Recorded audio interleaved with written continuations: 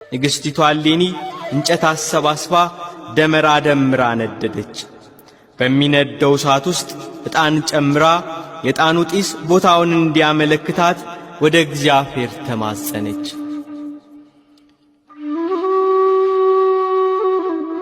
ከደመራው የሚወጣው የዕጣን ጢስ ወደ ሰማይ ወጣ፣ መልሶ ወደ መሬት ወረደ፣ ወደ አንድ ተራራ አቅጣጫ ዘነበለ።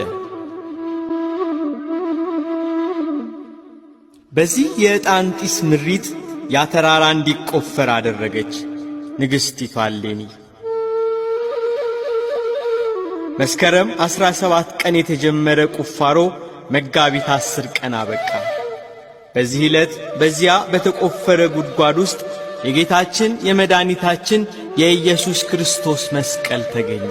አብረዋት ያሉት ካህናቱ፣ ሰራዊቱ፣ ተከትሏት የመጣው ሕዝብ ሁሉም በኢየሱስ ክርስቶስ መስቀል መገኘት ደስታን አደረጉ። ንግሥቲቱ እሌኒ መስቀሉን ታቅፋ እግዚአብሔርን አመሰገነች።